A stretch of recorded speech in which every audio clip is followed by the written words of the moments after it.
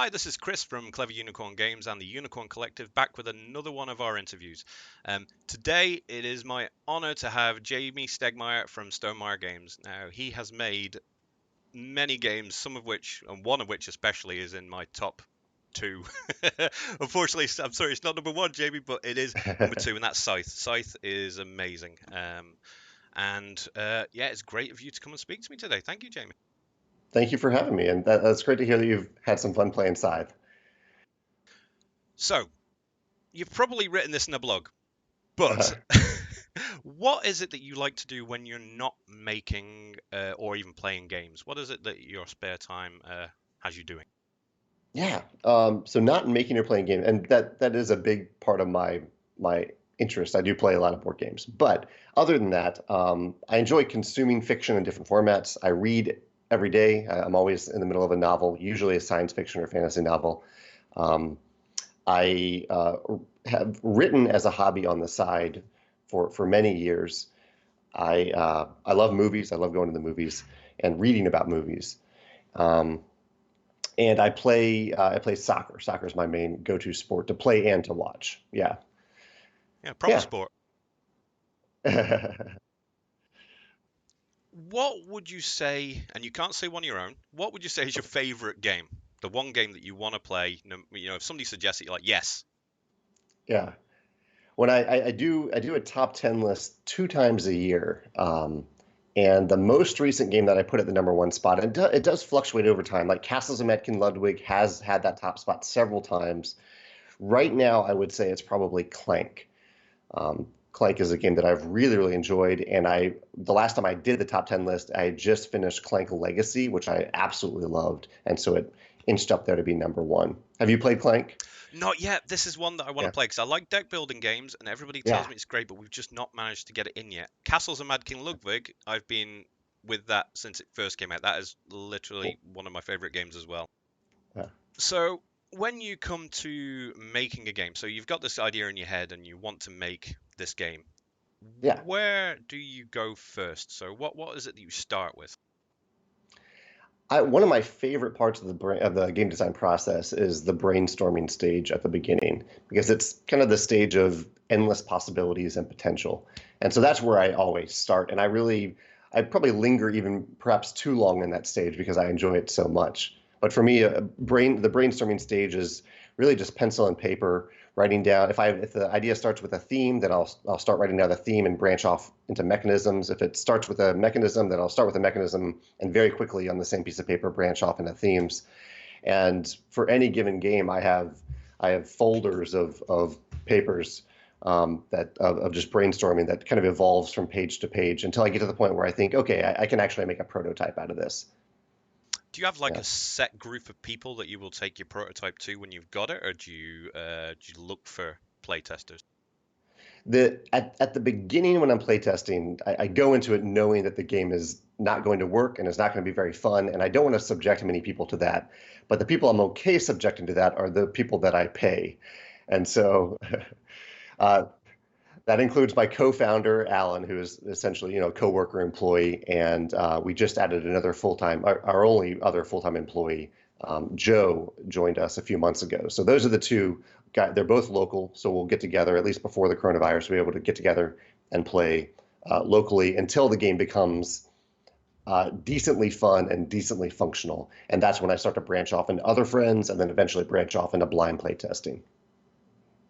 What would you say the game or the genre of game or the theme or the mechanic in a game that started you off wanting to make a game? What was it about a game that made you think, oh, you know what, I'm going to make a game?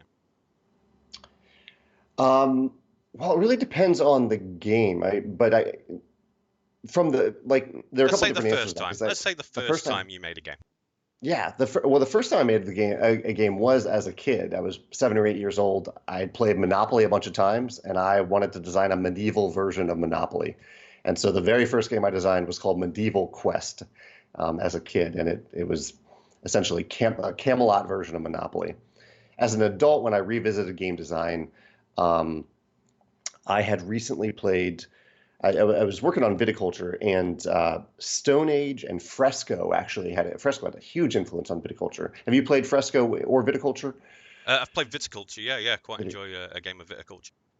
So Viticulture's Wake Up track was directly inspired by a very similar Wake Up track in Fresco. Really, I try to give Fresco as much credit as possible for that because it was not my original idea. I like how it worked out in Viticulture, but in Fresco, it uses that same idea of you choosing a Wake Up position, and that determines your turn order, but there's also some pros and cons to that. So Fresco was a huge influence in Viticulture and did inspire me to design certain elements of Viticulture.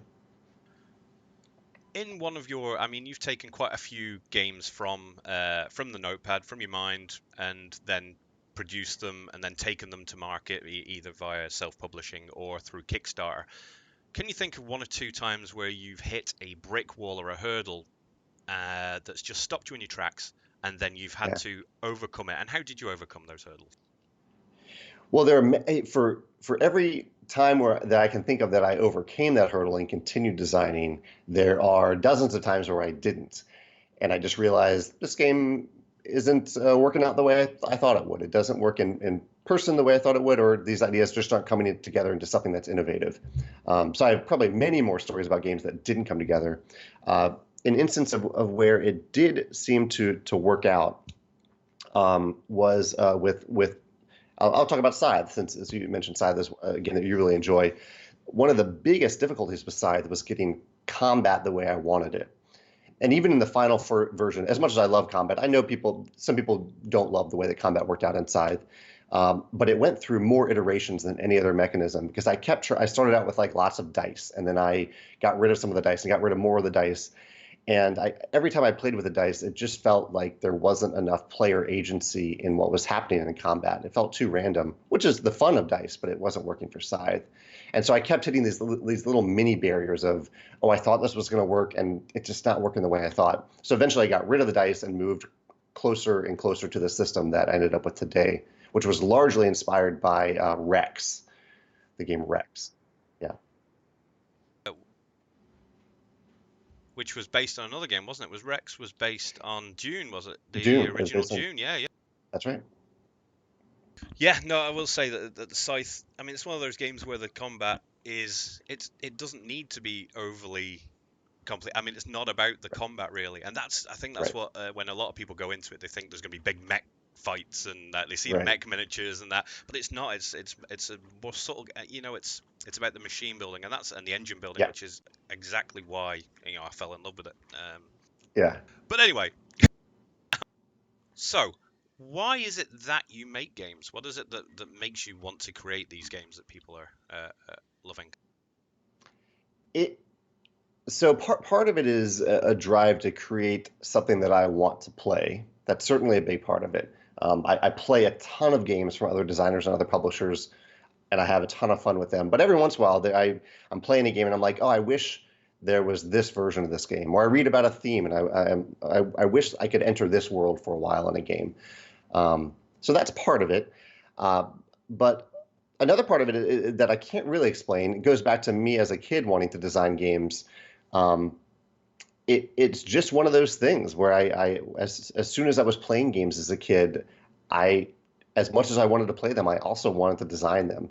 So I don't know if there's a tangible reason behind that. It's just, I think we all have our different creative pursuits, and that happened to be one that tapped into me from a very young age. Yeah. So from a business point of view, there are many different ways that I could spend my time every day. I could spend time writing a novel if I wanted to. But I found designing and publishing board games to be far more lucrative. And so, I have limited time. Everyone has limited time. And so I've decided I get a lot of enjoyment out of it. And it turns out to be good for my career and the people who depend on Stonemaier games. Have you ever played a game, and you don't have to name it, although some people have, but you don't have to name it. Have you ever played a game where you really didn't enjoy it? And what was the reason? Was it the theme or the mechanic, or what part of it was it that made you think, you know what, this isn't for me? Yeah, yeah. I mean,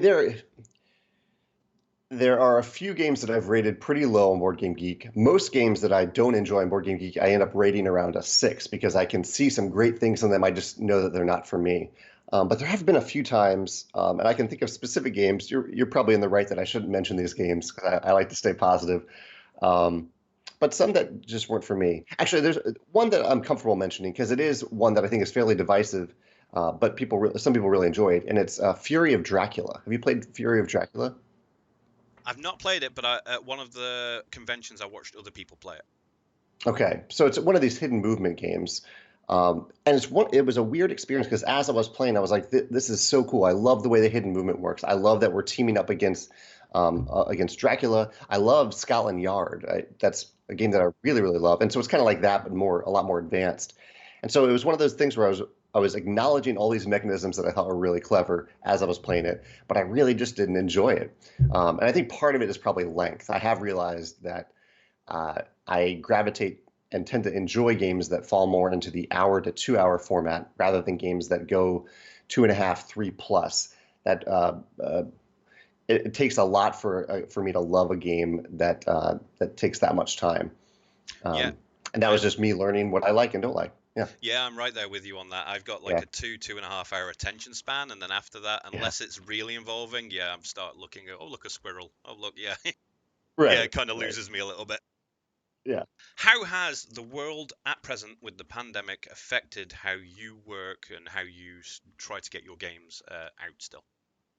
Yeah, so I mentioned earlier that one of the challenges right now is that I'd love to be playtesting locally with Alan and Joe and with other friends, and having my weekly game night, but we're not able to do that, and so it has presented some challenges. So we have playtested a little bit on Tabletopia and Tabletop Simulator, which are great platforms for that. It's not the same as playtesting in person by any means, but it's a suitable replacement. Um, and I have started hosting my game nights over Zoom and on Board Game Arena, which is great because a big part of what I consider my job to be is I need to continually learn from other games so I can improve as a designer myself. So even though that I get the fun out of playing games, I consider that a part of my job too. Um, and it's effective in a lot of other little areas too. Like our web store sales are up right now, uh, but our fulfillment capacity is much lower than normal because of social distancing. So we have to kind of mitigate that and mitigate customer expectations and things like that. And I've also tried to. I'm always looking for ways to serve retailers that sell our products and serve their customers. And right now, that's difficult too because some retailers aren't getting games from distributors that they want, and so we're providing them directly to those retailers if they're not able to get them from distributors. So a lot of little challenges along the way, and this is just short term. I think long term, the economical impact is going to be huge on consumers, and I think we will see perhaps a significant decrease in sales over the next 12 months. What are you seeing from your end? What's your perspective on how it's impacting the gaming community and the gaming industry? Well, from a sales, I think it depends on where a publisher is. I mean, if a publisher has a good online presence and online store, then yeah, they're okay. But it's those that really relied on, retail stores to get their games out now are struggling. And I mean, it was already kind of a marketplace where, it was getting a little bit diluted with the amount of games that were coming out already. So I Yeah. think it's now a case of, you have to have one of those really successful games for now retailers to take you anyway. But it's hard to say because I mean, I think it is kind of an undiscovered country at the moment. It's where are we gonna yeah, where is everybody gonna go once the lockdowns and everything close? Who's still gonna be left? Because I know there's a lot of businesses that are probably not gonna still be here when it ends. Right. It's gonna be interesting, scary, but interesting when it all comes, when we can all go back out into the world and interact Yeah, kind I of wonder if normal. some kind of yeah. I'm curious if any consumer habits will permanently change. Like this morning, I was thinking we used to go to a coffee shop almost every morning, or I'd go and get coffee for my girlfriend and I and bring it back home. But because we haven't had that access to a coffee shop, we've just made it coffee at home. And so now we've learned that we can make coffee from home and enjoy it. So if and we are just one of many people that go to this coffee shop. So are they going to lose a significant amount of permanent business because other people have learned to get their coffee fix in a different way without them? And that's just one household, one coffee shop. And I there's the can't fear imagine that how there that's is going. the fear Yeah. component as well. I mean, people are Oh yeah. genuinely scared at the moment, but when the lockdown ends, people are still going to be scared. It's going to be a long Yeah. time before people think that they can go out and shake hands with people and hug people and things like that again. So it's going to Yeah. be, it is going to be, to be honest, I think from where we are as games publishers and games creators, we're probably in a pretty good place because what we create can be done in the household. So, I mean, Right. what we're offering is something that can be taken in and done. It's just us, it's our ability to then take what we've made and then get it out to them where the issues happen. Once they've got it, great. It's something they want, something they can do in the house. That's great. Right. Well, that's my take anyway. Yeah. Yeah. I This agree. isn't about me. This is about you. Yeah. Um, so what would be from all of the games that you've brought out now? What would be your advice for someone who's got an idea in the head and they want to take the next step? So they've got this idea, maybe they've written some things down, but they want to actually take the game and make it. What would be your advice for them along their journey? Your main piece, because I'm sure you've got plenty. Yeah, yeah. And I like the way that you frame that question because sometimes I think it's hard for someone to even take that idea in their head and put it down on paper at all. So if I think that's a big first step, and the framework of your question is that they have already taken that step of brainstorming something. Um, and I think the next step is really getting that first prototype to the table and understanding that that first prototype, A, it's probably going to suck, and that's okay. And B, it doesn't need to look good at all. I know that's tempting to make that, to spend a lot of time and energy on that first prototype, make it beautiful. Um, but I think it's better to get it to the table and see how human beings interact with that game in what will probably be a very different way than how you are picturing it in your head. And that's like I've been designing games for many years, and every first prototype is still like that. Every first play test, no matter how I think the humans, including myself, will interact with the game, it's always different that first time.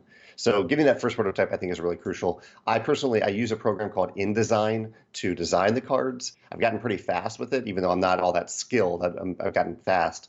But I think there's many different ways of actually creating that first prototype, even if it's just index cards and pencil and paper.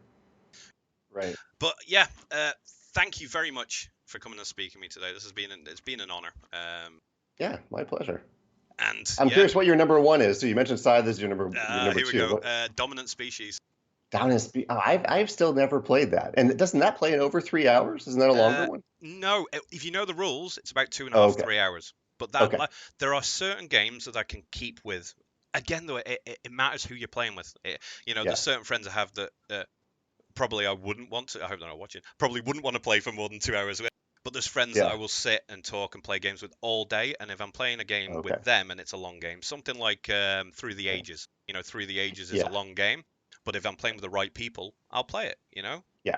Yeah. Twilight Imperium, there's one. Twilight Imperium, Uh-huh. I've played it, and I played with good people, and I played for 5 hours, and it flew past.